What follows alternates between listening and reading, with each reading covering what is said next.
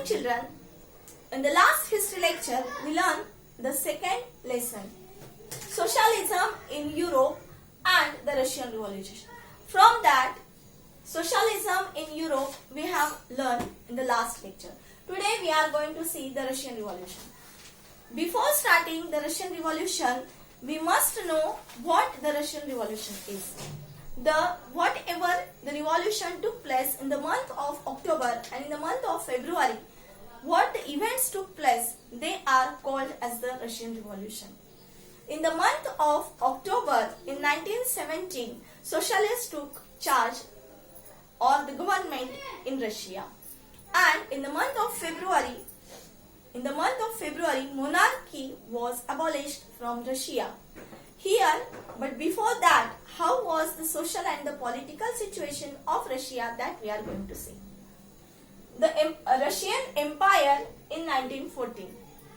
In 1914, Tsar Nicholas II was the ruler of Russia, and at that time his territory was extended around the Moscow, even the current day Finland, Latvia, parts of Poland and the Ukraine.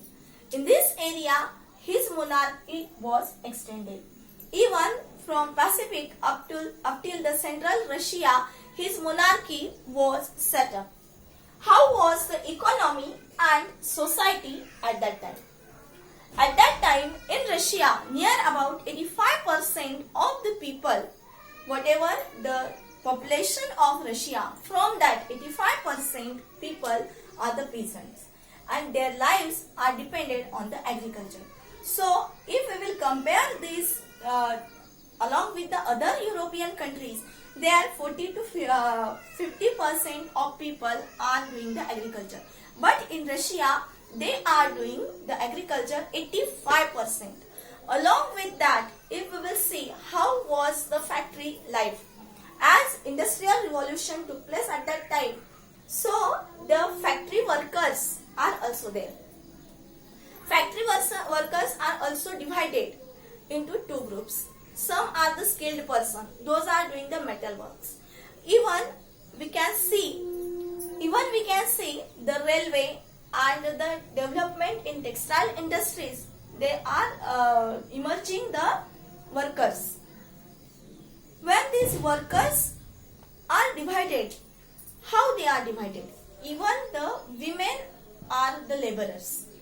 When women are doing the work, they are getting the less wages than the men. Near about 50% less wages are getting by the women.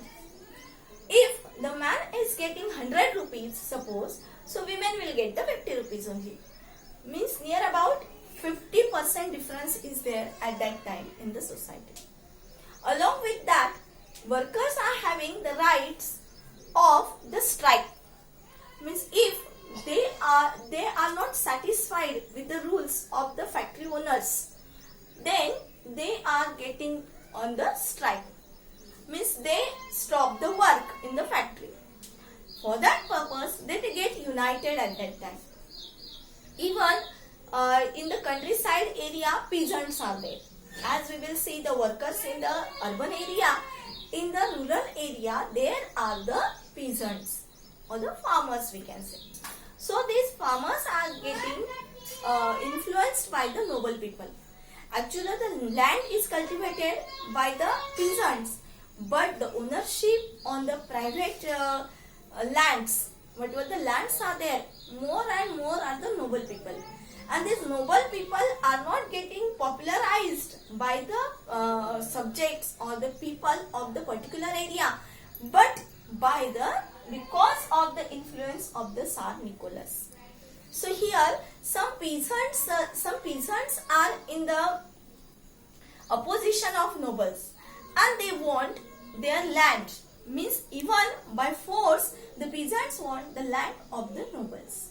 So how is the situation of the Russia that you see in the economy and society? The next part I am going to send you next time.